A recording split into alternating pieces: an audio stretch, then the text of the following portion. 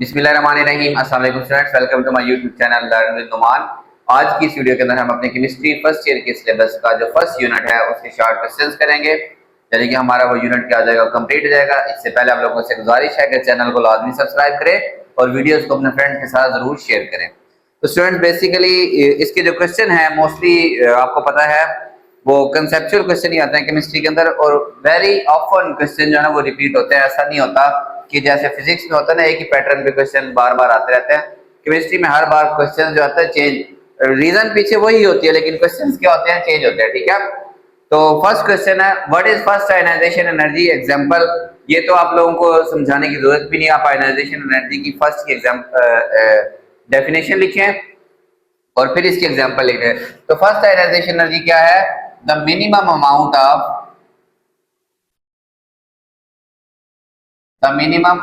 Of energy required to remove valence electron of an isolated gaseous atom to form unipositive ion।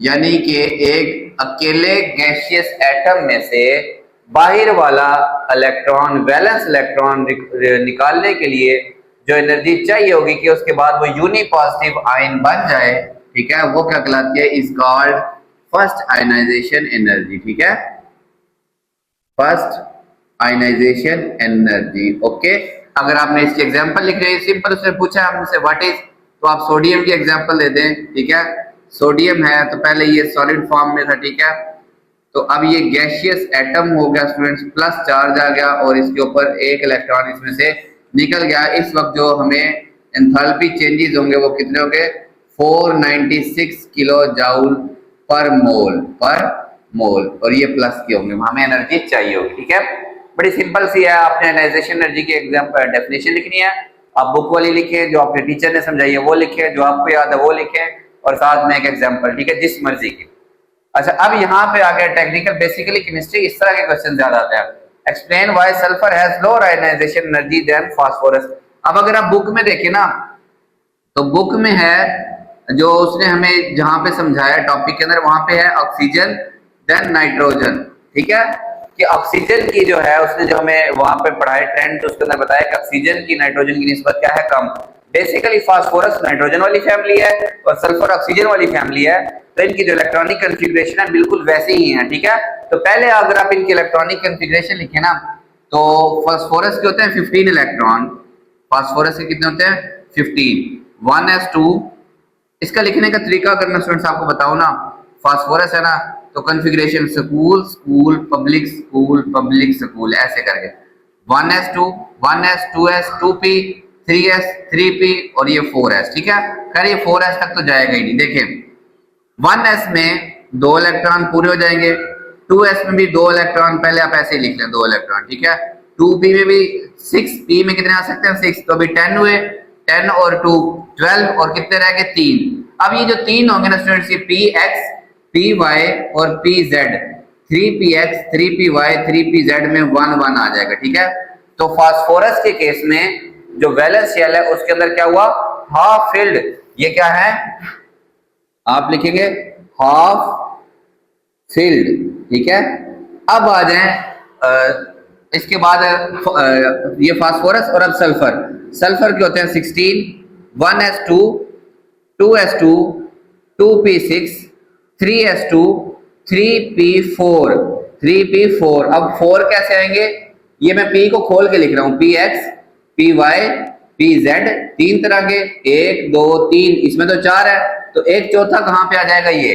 अब अगर आपको मैंने समझाना हो, यहीं तक आपको बात समझ आनी चाहिए। जो हाफ फील्ड स्टेट होता है ये स्टेबल होता है, जब हाफ या तो कंप्लीटली फील्ड हो या हाफ फील्ड। अब ये वाला ना कंप्लीटली फील्ड है ना हाफ फील्ड, बल्कि इस इलेक्ट्रॉन की इस इलेक्ट्रॉन से स्पिन अपोजिट होने की वजह से ये रिपेल करते हैं, और ये सल्फर चाहता है कि ये वाला इसका इलेक्ट्रॉन निकल जाए, इसलिए इसके लिए ये इलेक्ट्रॉन लूज करना आसान है, जब इलेक्ट्रॉन लूज करना आसान हो तो कम एनर्जी चाहिए होती है, तो आयनाइजेशन एनर्जी कम होती है, ठीक है। तो सल्फर के अंदर ये इस इलेक्ट्रॉनिक कन्फिगरेशन की वजह से ये जो एक फालतू इलेक्ट्रॉन यहाँ पे आया, सल्फर चाहता है ये आसानी से यहाँ से निकल जाए, तो कम एनर्जी पे इसको लूज कर देता है, तो इसकी आयनाइजेशन एनर्जी इसकी निस्बत क्या होती है, फास्फोरस की निस्बत कम। फास्फोरस की जो इलेक्ट्रॉनिक कन्फिगरेशन होती है, ये उसका जो वैलेंस ऑर्बिटल है ये हाफ फील्ड होता है, ठीक है। ड्यू टू, अब आप इसकी रीजन लिखेंगे क्योंकि हमने लिखना भी है। वैसे तो अगर आप ये बना देना तो समझ आ जाएगी आपके टीचर्स को, मतलब कि आपके टीचर को समझ आ जाएगी कि इसको लॉजिक पता है, ठीक है। लेकिन नीचे हमने हर एक चीज लिख के देनी होती है। Due to half filled valence orbital of nitrogen, ठीक है, सॉरी फास्फोरस, फास्फोरस, ठीक है। फास्फोरस के हाफ फील्ड वैलेंस ऑर्बिटल की वजह से it is stable and difficult to remove electron, so ionization energy is higher than sulphur, ठीक है, ठीक है। इस फास्फोरस की सल्फर की निस्बत हायर है। उसने पूछा सल्फर की लोअर है, तो बात वही है ना कि फास्फोरस की हमने बता दिया ज्यादा क्यों है, इसका मतलब सल्फर की कम क्यों है, ठीक है। विच हैज इलेक्ट्रॉनिक, सल्फर की अब आप रीजन भी बता देना कि इसके अंदर क्या है, इलेक्ट्रॉन इलेक्ट्रॉन रिपल्जन इन वैलेंस ऑर्बिटल, आखिरी ऑर्बिटल के अंदर इसके पास क्या है, ये इलेक्ट्रॉन और इलेक्ट्रॉन की क्या है, रिपल्जन है। So easily removes loses, loses, ठीक है, इलेक्ट्रॉन, ये इलेक्ट्रॉन आसानी से लूज कर देता है। सो लेस आयनाइजेशन एनर्जी, इसकी आयनाइजेशन एनर्जी क्या होती है, कम। अब ये दोनों तरीके से बात आपको समझा दी। वैसे अगर आपके पास टाइम है तो ये दोनों बातें लिखे, वरना इतनी बात उसको समझाना काफी है कि फास्फोरस के अंदर हाफ फील्ड है, सल्फर के अंदर हाफ फील्ड नहीं बल्कि एक फालतू इलेक्ट्रॉन है, तो फास्फोरस स्टेबल हो जाता है, ये इलेक्ट्रॉन लूज नहीं करना चाहता, तो इसमें से इलेक्ट्रॉन निकालने के लिए ज्यादा एनर्जी चाहिए सल्फर की निस्बत, जो कि आसानी से अपना इलेक्ट्रॉन लूज करना पसंद करता है, ठीक है। ये आगे स्टूडेंट्स इसकी रीजन, ओके।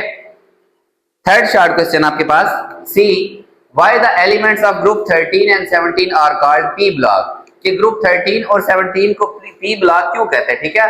अब ग्रुप 13 जो है ना वो हमारा कहां से स्टार्ट होता है स्टूडेंट्स, ग्रुप 13 जो है ना ये हमारा स्टार्ट होता है बेसिकली बोरान से, ठीक है। बोरान के इधर कार्बन, फिर नाइट्रोजन, फिर ऑक्सीजन, ठीक है स्टूडेंट्स, और उसके बाद फ्लोरीन, और फिर इधर हीलियम, ठीक है। नीचे भी यहां तक ये जो, सॉरी हीलियम इसमें नहीं आता, फ्लोरीन के एंड पे आता है टेनिसाइन, ठीक है, टीई आता है। अब इन सब का हम लिखेंगे द वैलेंस या फिर shell of all the elements of group 13 to 17 is p सब शेल, ठीक है। इन सब का आखिरी जो शेल होता है वो क्या होता है, p सब शेल, यानी कि दैट इज इनका वैलेंस इलेक्ट्रॉन, यानी कि सबसे बाहर वाला, ठीक है। Valence electron lies in P sub shell, कहां पे लाई करता है, पी, इन सब का जो आखिरी इलेक्ट्रॉन है वो पी सब शेल के अंदर आएगा, ठीक है। Hence they are known as P block, इनको क्या कहते हैं, पी ब्लॉक। फॉर एग्जांपल अगर आप बोरान से ही देखें, बोरान के होते हैं 5, ठीक है, तो 1s2 2s2 फिर p वाला स्कूल, स्कूल पब्लिक, ठीक है, 2s, और इसमें कितने आएगा 1, आखिरी किसके अंदर आया, p में आया। इधर से आप फ्लोरीन देखें, फ्लोरीन में होता है फ्रेंड्स 9, 1s2 2s2 और 2p, p में आ सकते हैं 6, तो कितने आएंगे 5, 2 + 2 + 5 कितने हो गए, 9 हो गए। तो इन सब का जो आखिरी सब शेल है वो p होता है, यानी कि आखिरी इलेक्ट्रॉन इसका किसके अंदर आता है, p सब शेल के अंदर आता है, इसलिए इनको कहते हैं p block elements, okay. What are the factors affecting electronegativity. तो बड़ा सिंपल सा है, ये भी रट्टे वाला सवाल ही है बेसिकली, यानी कि जो बुक में से आपका एग्जैक्ट आप आंसर लिख सकते हैं ना, तो वो रट्टे वाला गिना जाता है। जिसमें आपको ये अब आपका बुक से हट गया है, बुक में ऑक्सीजन और सॉरी ऑक्सीजन और नाइट्रोजन की एग्जांपल है, यहाँ पे आपको सल्फर और फास्फोरस का बताना पड़ा। ठीक है, ये भी आप क्या लें, रट्टे वाला सवाल है, ये भी आपका रट्टे वाला सवाल है, ये भी रट्टे वाला ही सवाल है। What are the factor affecting electronegativity. पहला था इसके अंदर एटॉमिक साइज स्टूडेंट्स, ठीक है, और दूसरा है इसके अंदर आपके पास इफेक्टिव न्यूक्लियर चार्ज। ठीक है, इफेक्टिव न्यूक्लियर चार्ज, ये दो आपके पास इसके जो है फैक्टर्स हैं। अगर आप लिखना चाहें कि एटॉमिक साइज, जो ग्रेटर साइज है ना, greater the size of atom, जब एटम का साइज, इलेक्ट्रोनेगेटिविटी बेसिकली क्या होती है स्टूडेंट्स, किसी भी एटम की, जैसे ये हाइड्रोजन और क्लोरीन का बॉन्ड है, ठीक है, अब इस क्लोरीन के पास सलाहियत ज्यादा है कि वो ये जो इलेक्ट्रॉन है बॉन्ड इनके दरमियान जो बॉन्डेड इलेक्ट्रॉन है, ये इसको ज्यादा अपनी तरफ खींच लेता है। ठीक है, तो ये अपनी तरफ खींच लेता है स्टूडेंट्स, ये क्यों, क्योंकि ये इलेक्ट्रोनेगेटिव है। अगर किसी एटम का साइज बड़ा होगा तो उसके न्यूक्लियस से जो बॉन्डेड एटम है उसका फासला बढ़ जाएगा। फर्ज करो ये बॉन्डेड एटम है और ये कोई H है, ठीक है, HBr के केस में या हाइड्रोजन आयोडाइड के केस में, अगर ये साइज बड़ा हो गया तो इसके लिए इसको खींचना मुश्किल हो जाएगा। ठीक है, greater the size of atom smaller will be force of attraction between nucleus and bonded electron। तो साइज बड़ा होने की वजह से न्यूक्लियस और बॉन्डेड इलेक्ट्रॉन के दरमियान में अट्रैक्शन क्या हो जाएगी, कम हो जाएगी। ठीक है, बॉन्डेड इलेक्ट्रॉन, सो इलेक्ट्रोनेगेटिविटी डिक्रीजेस। ठीक है, with increase in size, with increase in size, size बढ़ने से इलेक्ट्रोनेगेटिविटी कम।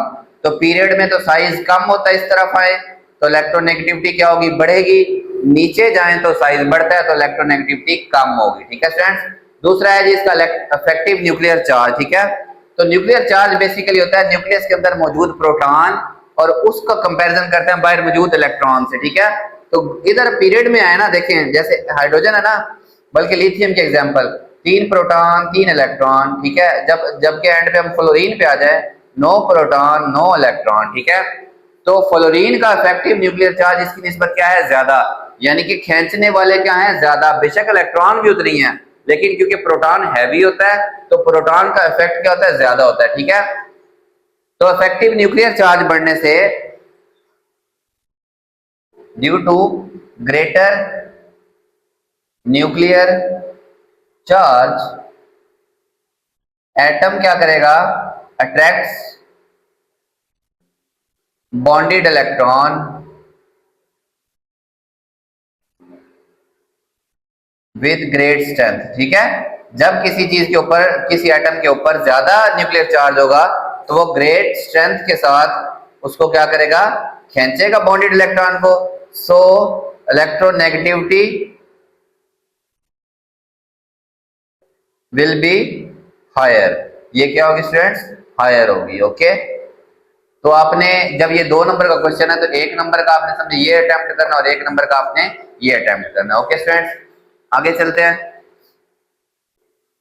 ई है स्टूडेंट्स आपके पास, what factors are responsible for increasing electronegativity of alkali metal down the group. कि जब हम ग्रुप में नीचे की तरफ आते हैं, फॉर एग्जांपल हाइड्रोजन से, हाइड्रोजन तो मेटल नहीं है, lithium, sodium, potassium, rubidium, caesium, francium. ठीक है, तो डाउन द ग्रुप हमारे पास रिएक्टिविटी क्यों बढ़ती है, तो डाउन द ग्रुप आपको पता है कि होता क्या, बेसिकली साइज बढ़ता है, लिथियम इतना है, सोडियम इतना है, फिर पोटाशियम इतना है, रुबिडियम, सीजियम और फिर फ्रांसीसियम। ठीक है, तो due to increase in size, due to increasing size down the group, size बढ़ने की वजह से क्या होगा स्टूडेंट्स, आयनाइजेशन एनर्जी डिक्रीजेस। कि इनकी आयनाइजेशन पावर बढ़ जाती है, इनकी एनर्जी कम होने का मतलब ये आसानी से, so alkali metals lose electron easily, ठीक है, डाउन द ग्रुप, नीचे आते हुए ये मुश्किल से करेगा, ये आसानी से, ये और आसानी से लूज कर देगा, ये और भी आसानी से। क्यों? न्यूक्लियस और बाहर वाले शेल का फासला इतना बढ़ गया कि न्यूक्लियस की बाहर वाले शेल के ऊपर ग्रिप ही ना रही, तो वो आसानी से अपना इलेक्ट्रॉन लूज करके क्या बना देंगे? पॉजिटिव आयन बना देंगे इजीली डाउन द ग्रुप, ठीक है, टू फॉर्म पॉजिटिव आयंस। ये क्या बना देते हैं? Positive ions. और ions are always highly reactive. क्या होता है? हाईली रिएक्टिव होते हैं। आयंस फौरन रिएक्ट करके नई स्पीशी बनाना पसंद करते हैं, ठीक है। तो नीचे आते आते क्योंकि आयन बनाने की सलाहियत बढ़ रही है, तो आयंस बनने की सलाहियत बढ़ रही है, इसका मतलब रिएक्टिविटी क्या हो रही है? बढ़ रही है। इसका बस ये सिंपल सा आंसर है। साइज बढ़ा, न्यूक्लियस की बाहर ग्रिप लूज हुई, आसानी से इलेक्ट्रॉन लूज, आयनाइजेशन एनर्जी कम, तो पॉजिटिव आयन बनाने की सलाहियत ज्यादा, तो रिएक्टिविटी क्या होगी स्टूडेंट्स? ज्यादा होगी, ठीक है। Why some elements show variable oxidation states while other do not? इस सारे का अगर हम सिंपल अगर एमसीक्यूज के अंदर आंसर आए ना, तो सिंपल सी बात है डी ब्लॉक, ठीक है, कि some elements have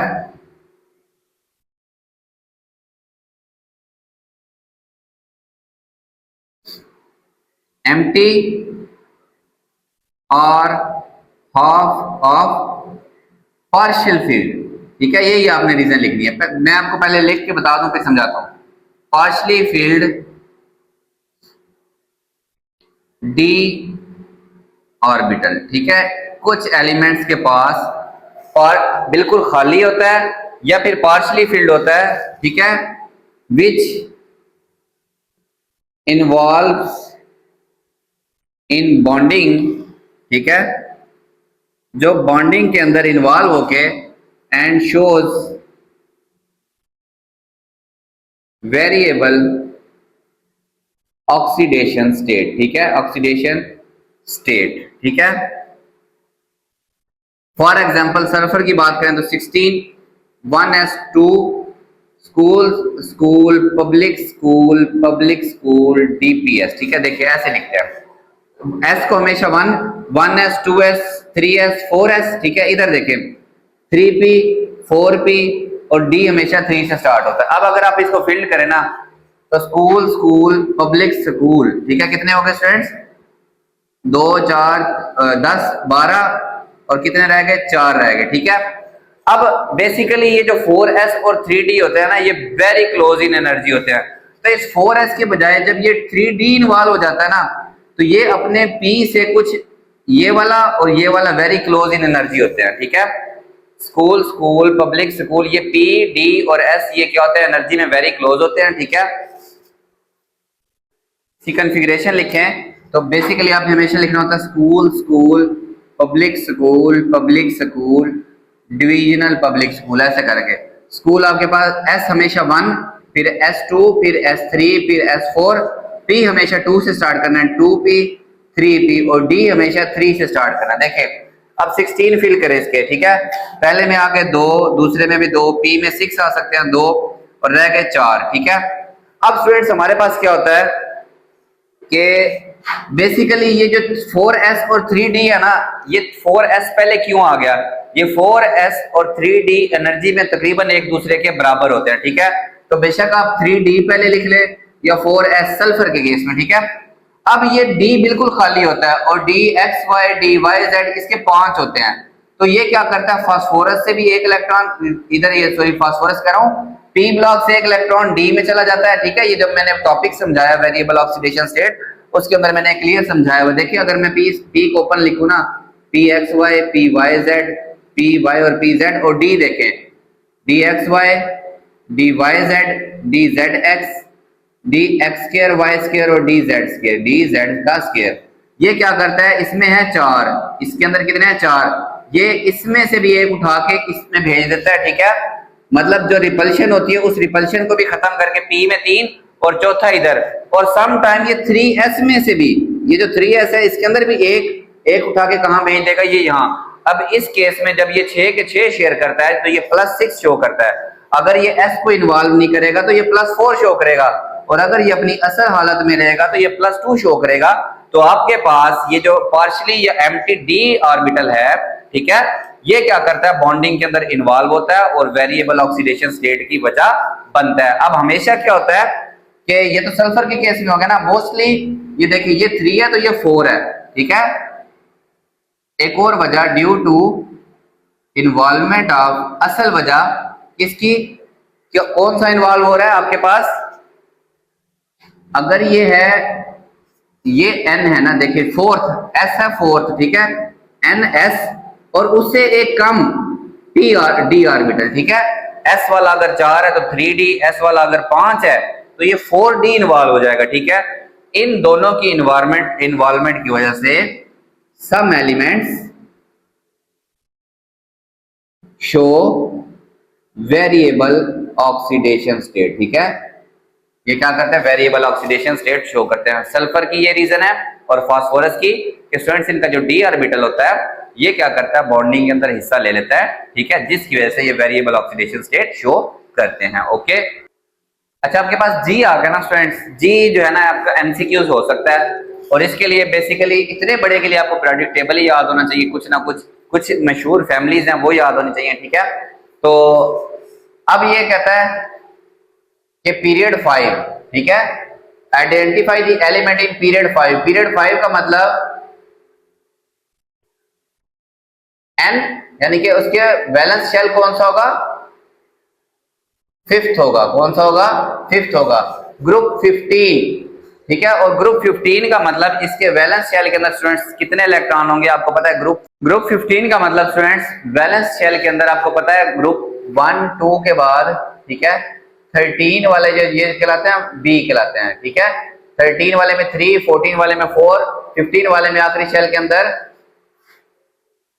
group 15 valence shell के अंदर 5 इलेक्ट्रॉन्स, कितने इलेक्ट्रॉन्स, 5, और 15 वाले बी कहलाते हैं, ठीक है। और ये कौन सा ब्लॉक बनता है, पी ब्लॉक। कौन सा बनता है, पी ब्लॉक। तो इनका जो आखिरी शेल होगा वो क्या होगा, पी शेल होगा, पी सब शेल।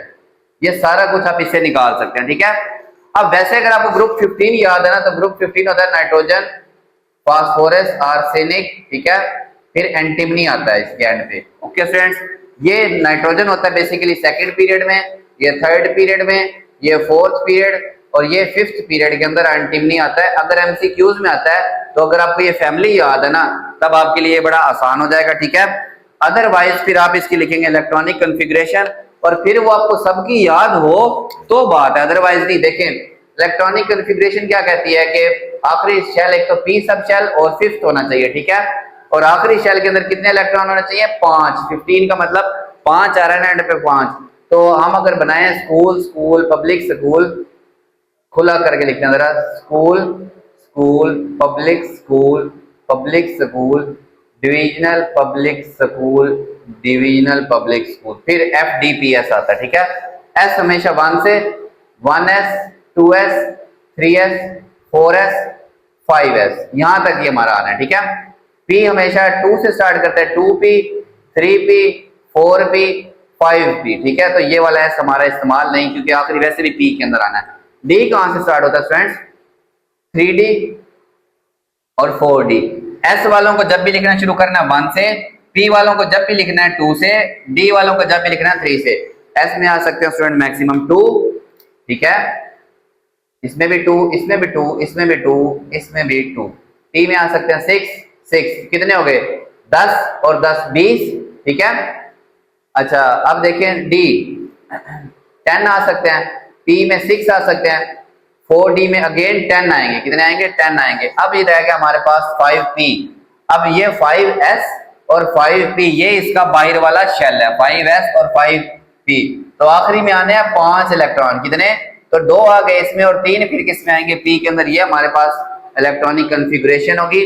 ये जब तक आपको सबकी याद नहीं होगी आप बता नहीं सकते। सिंपल मेथड ये है कि अगर आपको ये ग्रुप याद है तो फिर आप आसानी से देखें, नाइट्रोजन सेकंड पीरियड में, ये थर्ड पीरियड में, ये फोर्थ, और एंटीमनी जिसको हम Sb लिखते हैं ये आपके पास 5th पीरियड के अंदर आता है। ओके स्टूडेंट्स, H देखें, why oxides of sodium and magnesium are more ionic, कि सोडियम और मैग्नीशियम की जो ऑक्साइड्स हैं ये आयनिक हैं, जबकि ये जो हमारे पास है नाइट्रोजन और फास्फोरस इसकी क्या है, कोवेलेंट होती हैं। क्या होती हैं? कोवेलेंट होती हैं। ये बेशक उसने सवाल में नहीं पूछा, लेकिन इन दोनों की निस्बत, नाइट्रोजन और फास्फोरस की निस्बत, ठीक है, सोडियम और मैग्नीशियम की जो ऑक्साइड्स होती हैं ये हमारे पास वो कहता है कि आयनिक क्यों होती हैं। रीजन क्या है students? Due to electropositive character of alkali and alkaline earth metals. ठीक है, सोडियम अल्कली मेटल है और मैग्नीशियम अल्कलाइन अर्थ मेटल है। ठीक है, they prefer to form ionic bond. ये क्या बनाते हैं स्टूडेंट्स? आयनिक बॉन्ड बनाते हैं। देखें ये पीरियोडिक टेबल में लेफ्ट साइड पे मौजूद है, तो इनका साइज बाकी की निस्बत बड़ा होता है। ये आसानी से इलेक्ट्रॉन लूज करके पॉजिटिव आयन बना के क्या बनाते हैं स्टूडेंट्स? आयनिक बॉन्ड बनाना पसंद करते हैं। ठीक है, whereas nitrogen and phosphorus being smaller in size are electronegative. ये क्या होते हैं स्टूडेंट्स? इलेक्ट्रोनेगेटिव मेटल होते हैं। इलेक्ट्रो पॉजिटिव वो इलेक्ट्रॉन देना पसंद करते हैं। ठीक है, ये क्या करते हैं? इलेक्ट्रोनेगेटिव होते हैं। और इलेक्ट्रोनेगेटिविटी का मतलब they want to share electron, ये इलेक्ट्रॉन शेयर करना पसंद करते हैं। एंड फॉर्म कोवेलेंट बॉन्ड्स, ये क्या बनाते हैं? कोवेलेंट बॉन्ड्स बनाते हैं। ओके स्टूडेंट्स, जब आपने ये रीजन लिख दी कि नाइट्रोजन और फास्फोरस क्या होते हैं? इलेक्ट्रोनेगेटिव होते हैं, स्मॉलर इन साइज होते हैं, तो ये इलेक्ट्रॉन शेयर करना पसंद करते हैं। पूरा इलेक्ट्रॉन लूज भी नहीं करते, पूरा कभी गेन भी नहीं करते। शेयर करने की वजह से ये कोवेलेंट कैरेक्टर बनाते हैं। जबकि ये जो सोडियम और मैग्नीशियम होती हैं स्टूडेंट्स, ये क्या करते हैं? पूरा इलेक्ट्रॉन लूज करके क्या बनाती हैं? आयंस बनाती हैं। तो इसीलिए इनकी जो ऑक्साइड्स होती हैं, they hence oxides of sodium and magnesium Na and Mg are more ionic than nitrogen and phosphorus। ठीक है, ये इसका स्टूडेंट्स क्या है? आंसर है। ओके,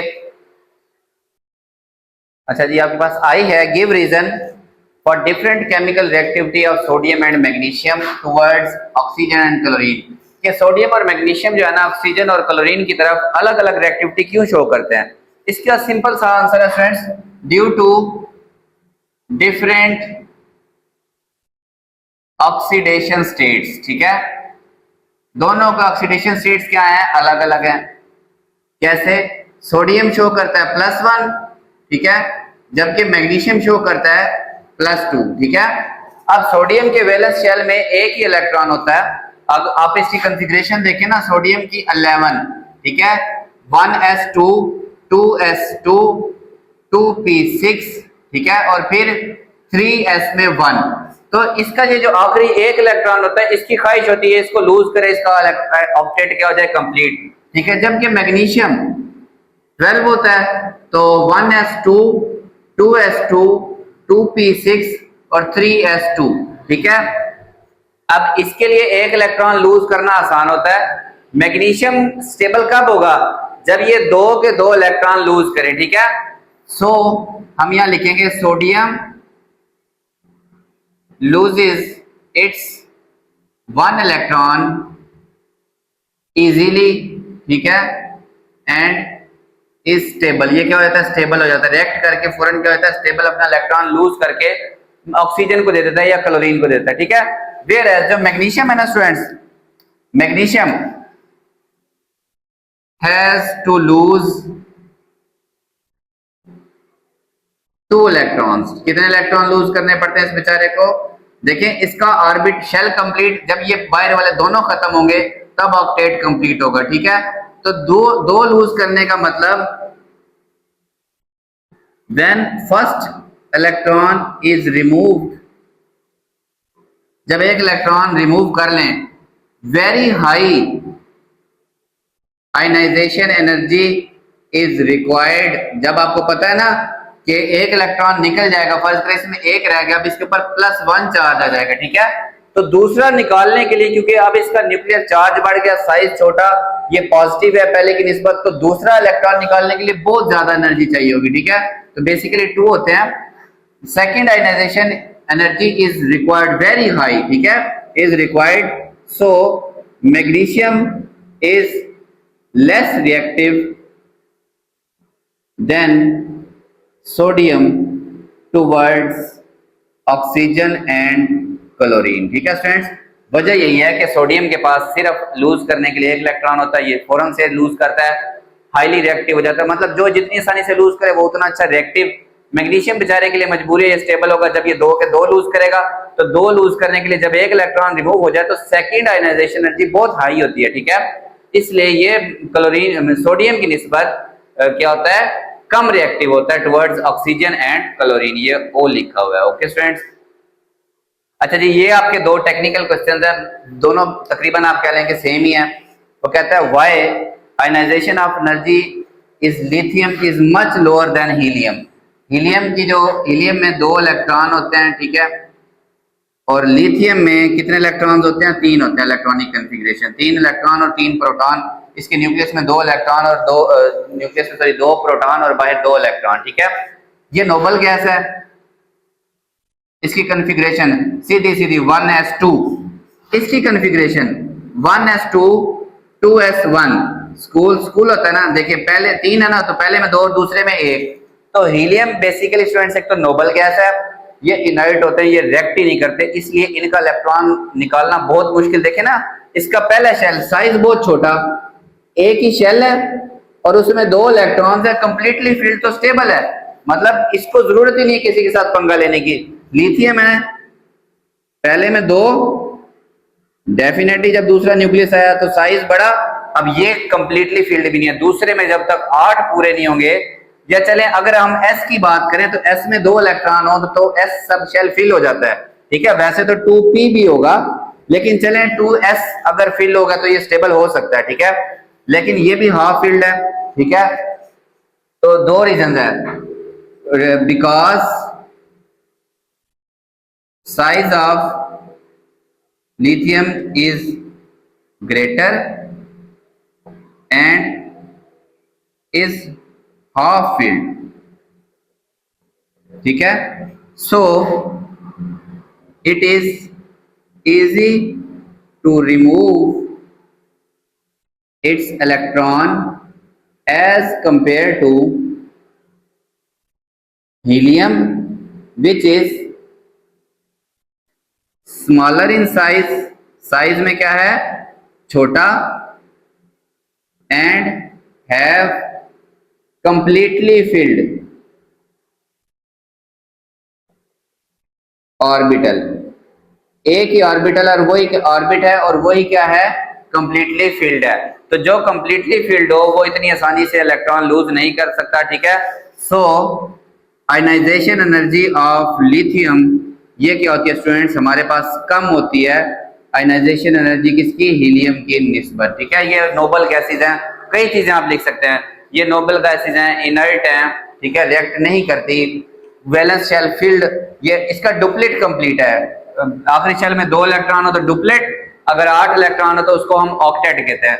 तो किसी का डुप्लेट या ऑक्टेट कंप्लीट हो तो वो क्या होते हैं स्टूडेंट्स, स्टेबल होते हैं, ओके। सिमिलरली आपके पास जो केथ है ना, वो कहता है दी आयनाइजेशन एनर्जी ऑफ बेरिलियम, इसका एटॉमिक नंबर 4 है। तो लिखें पहले इसकी कन्फिग्रेशन 1s2 2s में भी 2 इलेक्ट्रॉन, ठीक है। Ionization of energy of beryllium is much higher than boron, boron इसके आगे मौजूद होता है, ठीक है। बेरिलियम होता है फिर बोरान होता है, ठीक है फ्रेंड्स। तो इस तरह करके चल रहा होता है ये। अच्छा, बोरान का 5, तो 1s2 2s2 और 2px क्या लेंगे 1, यानी कि 2p में 1 इलेक्ट्रॉन आ जाता है, ठीक है। तो बेरिलियम की आयनाइजेशन एनर्जी वो कहता है हायर है देन बोरान। वजह, हालांकि बेरिलियम का देखें ना एटॉमिक नंबर 4 है ना, तो 4 प्रोटॉन है न्यूक्लियस में, इसके न्यूक्लियस में कितने प्रोटॉन है, 5 प्रोटॉन, यानी कि ये इसका कहने को इसका न्यूक्लियर चार्ज ज्यादा है तो इसकी आयनाइजेशन एनर्जी ज्यादा होनी चाहिए, ठीक है। और साइज भी जो है ना स्टूडेंट्स देखें, लेकिन बेरिलियम का इसकी निस्बत क्या होता है, कम। अब वजह क्या है, इसका जो वैलेंस ऑर्बिटल है बेशक 2p खाली है, लेकिन 2s इसका जो ऑर्बिटल है ना, beryllium has completely filled valence orbital, orbit नहीं ऑर्बिटल, ठीक है। ऑर्बिट पूरा होता अगर ये 2s पूरा कंप्लीट होता, ठीक है। लेकिन फिर भी 2s में 2 इलेक्ट्रॉन, तो 2s कंप्लीटली फिल्ड और p बिल्कुल खाली, मतलब ये 2p को खत्म ही कर देगा, ठीक है। Beryllium has completely filled valence orbital 2s, ठीक है। Whereas boron has partially filled, ना ये हाफ फिल्ड है ना ये कंप्लीटली फिल्ड है, ठीक है। वैलेंस p ऑर्बिटल, ठीक है। So makes it easy to lose electron, ये इलेक्ट्रॉन लूज करने को आसान बना देता है, ठीक है। लूज इलेक्ट्रॉन पार्शियली फिल्ड जो भी चीज होगी स्टूडेंट्स, केमिस्ट्री के अंदर दो ही चांस है, हाफ फील्ड और कंप्लीटली फील्ड स्टेबल होते हैं। कंप्लीटली फील्ड ज्यादा स्टेबल होता है, ठीक है। जैसे ये हीलियम है ना, ये कंप्लीटली फील्ड है। अब बात करें ना लिथियम की, इसका 2s हाफ फील्ड तो है लेकिन कंप्लीटली फील्ड क्या होता है, ज्यादा होता है। इधर तो खैर शेल भी एक ऐड हो गया, थोड़ा कुछ ना कुछ वो क्या कहते हैं शील्डिंग इफेक्ट भी, वैसे 2 इलेक्ट्रॉन की वजह से इतनी को खास शील्डिंग होती नहीं है, लेकिन फिर भी सम हाउ इट अफेक्ट्स, ठीक है। तो जो पार्शियली फील्ड है वो इलेक्ट्रॉन लूज करना क्या करता है, पसंद करते हैं, आसानी से लूज करते हैं, ठीक है। Makes it easy to lose electron, hence have less ionization energy, इनकी आयोनाइजेशन एनर्जी क्या होगी स्टूडेंट्स, कम होगी, ठीक है। अच्छा, इसमें आप जितनी मर्जी लॉजिक्स लिखते जाएं, मेन बात सिर्फ यही है कि बेरिलियम का ये जो 2s है ये कंप्लीटली फिल्ड है, इसका ये जो वैलेंस ऑर्बिटल है, आप इसको छोड़ दें, ऑर्बिटल तो देखें ना उसका 2s फील्ड, इसका 2p कंप्लीटली फील्ड भी नहीं है, हाफ फील्ड भी नहीं है, ये पार्शियल फील्ड, और कोई भी नहीं चाहता उसका पार्शियल फील्ड हो, सब चाहते हैं कि या कंप्लीटली फील्ड हो या क्या हो स्टूडेंट्स, हाफ फील्ड हो। तो ये पार्शियल फील्ड में से आसानी से इलेक्ट्रॉन लूज करते हैं, जो आसानी से इलेक्ट्रॉन लूज करते हैं उनकी आयनाइजेशन एनर्जी कम होती है, ठीक है। तो बेरिलियम की वेरी हाई, ठीक है, एनर्जी होगी, ओके। अच्छा जी स्टूडेंट्स, हमारे पास जो एल क्वेश्चन है वो है what is common in followings, ठीक है। किस किस में Na plus Mg2 plus Al3 plus neon 0, ठीक है, ये आपके पास एल क्वेश्चन है। एंड F माइनस, इन सब में क्या कॉमन है स्टूडेंट्स, इन सब में जो मुझे एक चीज नजर आ रही है, बेसिकली ये आपके पास है थर्ड पीरियड है, और सोडियम में से 1 इलेक्ट्रॉन, मैग्नीशियम में से 2, एल्यूमिनियम में से 3, ठीक है, और नियॉन में से 0, ये सेकंड पीरियड में से है, और फ्लोरीन भी सेकंड पीरियड में से है। लेकिन इन तीनों में से जो तरतीब से एक इलेक्ट्रॉन फालतू निकला है, इसका मतलब सेम इलेक्ट्रॉनिक कन्फिग्रेशन। सोडियम के बेसिकली होते हैं 11, ठीक है, तो 1s2, 2s2 और 2p6 और 3s में 1, लेकिन Na पॉजिटिव का मतलब 10 इलेक्ट्रॉन्स, कितने इलेक्ट्रॉन स्टूडेंट्स, 10 इलेक्ट्रॉन, तो इसका ये 3s नहीं होगा। इसी तरह Mg2 प्लस, इसके पास भी 10, वैसे 12 होते हैं लेकिन 2 प्लस का मतलब 10, तो सेम 1s2, 2s2, 2p6, ठीक है। मैग्नीशियम का एल्यूमिनियम, ठीक है, Al, इसके पास भी 10 क्योंकि 3 प्लस है, 1s2, 2s2, 2p6। उसके बाद आ गया नियोन, नियोन के पास वैसे ही 10 होता है स्टूडेंट्स, तो 1s2, 2s2 और 2p में 6, ठीक है।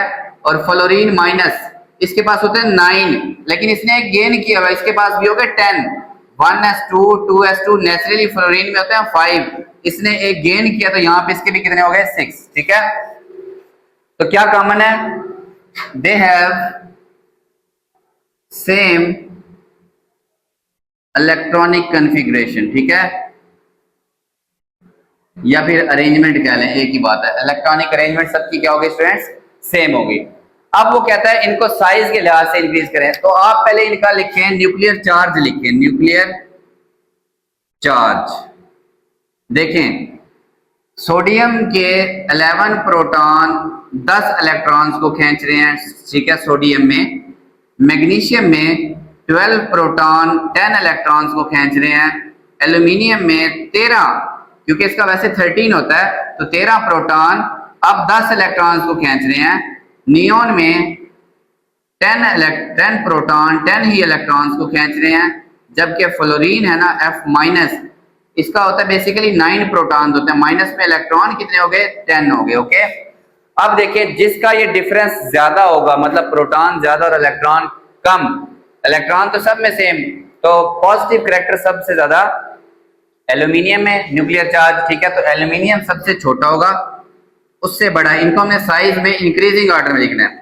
इसके बाद मैग्नीशियम देखें 12 प्रोटॉन और 10 इलेक्ट्रॉन, तो सबसे ज्यादा ताकत से ये अपने इलेक्ट्रॉन्स को खींच के साइज छोटा कर लेगा, इसकी ताकत इसकी निस्बत थोड़ी सी कम, प्रोटॉन्स कम हो गए ना, थोड़े से एक कम हो गया, तो फिर आ गया Mg2+।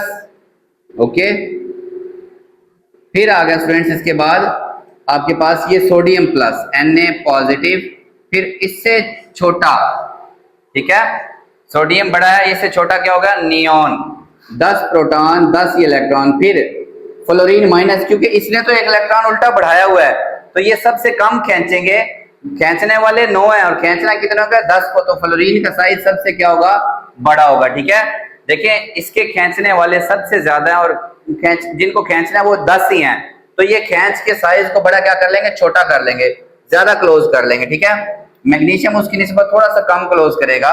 ठीक है, फिर ऐसे करके साइज आप कह लें कि ये बढ़ता जा रहा है। ओके, ये तो एक हाइपोथेटिकल मैंने बनाया।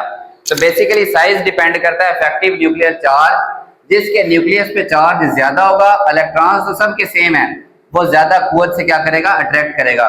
तो एल्यूमिनियम का जो न्यूक्लियर चार्ज है वो सबसे ज्यादा, इसलिए ये ज्यादा अट्रैक्ट करके साइज को क्या कर लेता है, छोटा कर लेता है, आसान भाषा के अंदर। ठीक है, अच्छा स्टूडेंट्स, हमारे पास इसके अंदर मैं एक चीज आपको बतानी भूल गया कि सिंपल तो अगर आप देखें ना, तो जिसके ऊपर जितना ज्यादा पॉजिटिव चार्ज होगा वो उसका साइज उतना ही क्या होगा, छोटा।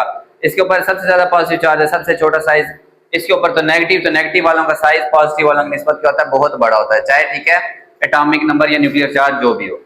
अच्छा, consider the chlorides of sodium and magnesium and phosphorus. ये आपके पास M है कि सोडियम मैग्नीशियम और फास्फोरस के क्लोराइड्स हैं। वो कहता है आपने बताना है कि ये एसिडिक बेसिक है या न्यूट्रल है, कैसे है, लेकिन इनकी रीजन बतानी है जब इनको पानी में डिजॉल्व करते हैं, तो उस हवाले से। ठीक है, तो सोडियम जो है ना बेसिकली स्टूडेंट्स, ये हमारे पास न्यूट्रल क्लोराइड होता है, इसको जब भी हम वाटर में डालते हैं तो बेसिकली ये वाटर के साथ रिएक्ट नहीं करता, ये पानी में जाके अपने आयंस में तब्दील हो जाता है। इस प्रोसेस का नाम होता है हाइड्रेशन। क्या होता है, हाइड्रेशन। सोडियम को वाटर के नेगेटिव ऑक्सीजन के आयन घेर लेते हैं और क्लोरीन को वाटर के पॉजिटिव जो कि H होता है ना पानी में, एक H+ और एक क्या होता है OH-। क्लोरीन को ये अट्रैक्ट कर लेते हैं और सोडियम को ये घेर लेते हैं। ठीक है, ये हाइड्रेटेड होते हैं। अब जब आपके पास इनको पानी में डाला तो ना कोई एसिड बना ना कोई बेस बना, ये कौन से हैं, ये दे आर न्यूट्रल। ठीक है, ये क्या बनाते हैं, न्यूट्रल क्लोराइड्स है ये। ओके, इनकी जो pH होती है पानी के अंदर डिजॉल्व करें वो कितनी होती है, 7 होती है। ओके स्टूडेंट्स, तो ये बेसिकली पानी के साथ रिएक्ट भी नहीं करते, ये हमारा रीजन है। ठीक है, दीज आर रीजन लिखनी है उसने कहा, न्यूट्रल क्लोराइड्स। ठीक है, as they do not produce any acid or base in water, ये पानी में कोई एसिड या बेस नहीं बनाते।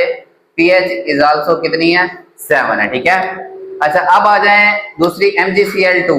ठीक है, MgCl2, ये भी स्टूडेंट्स इसको पानी में हल करें, हाइड्रोलाइज करें, तो ये क्या होता है, Mg2+ बना देती है अपने आयन और Cl2Cl- बना देती है। ठीक है, तो ये भी पानी के साथ रिएक्ट नहीं करते, इनकी भी हाइड्रेशन होती है, तो ये भी क्या होते हैं, these are also neutral in nature. ठीक है, ये क्या होते हैं, न्यूट्रल होते हैं, as they do not produce any acid और बेस इन वाटर। ठीक है, और pH जो होती है इनकी कितनी होती है, 6.5। इसको हम न्यूट्रल कंसीडर करते हैं। 6.5 को स्टूडेंट्स हम क्या करते हैं, 7 के जो क्लोज हो उसको हम न्यूट्रल कंसीडर करते हैं। ठीक है, अब आ जाएं लास्ट वाला हमारे पास PCl5। PCl5 ये पानी के साथ रिएक्ट करते हैं। ठीक है, और बनाते हैं फास्फोरिक एसिड या फास्फोरस एसिड। ठीक है, H3PO4, तो या फिर पानी कितना होगा, 4। ठीक है, H3PO4। ठीक है स्टूडेंट्स, प्लस ये बनाएंगे हमारे पास HCl, ठीक है। अभी हम देखते हैं कि 5 Cl थे तो यहाँ 5 और ये 3 हाइड्रोजन 8 हो गए, ठीक है। तो ये 8 हाइड्रोजन पूरे और 4 आपके पास ऑक्सीजन पूरे, ठीक है। ये बनाते हैं फास्फोरस एसिड, ठीक है। ये क्योंकि ये भी एसिड बनाया इन्होंने, ये भी एसिड बनाया, PCl gives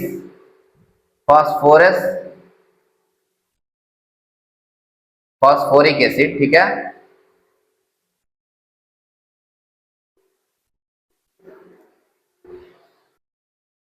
स्टूडेंट्स जो PCl5 होता है क्या देता है, phosphoric acid and hydrochloric acid in water, so it is termed as, इसको हम क्या कंसिडर करते हैं, एसिडिक क्लोराइड। क्या करते हैं, एसिडिक क्लोराइड, ठीक है स्टूडेंट्स। तो ये जो उसने 3 दी थी हमने उनकी क्या कर दी, क्लासिफिकेशन कर दी। ओके स्टूडेंट्स, तो ये आपके जो शॉर्ट क्वेश्चन है ये काफी इंपॉर्टेंट है। इसके अंदर बेसिकली जो रीजनिंग वाले होते हैं वो बहुत ही इंपॉर्टेंट होते हैं, आपने ये अच्छे से समझना है। चैनल को लाजमी सब्सक्राइब करना और वीडियोस को अपने फ्रेंड्स से जरूर शेयर करें। अल्लाह हाफिज़ फ्रेंड्स।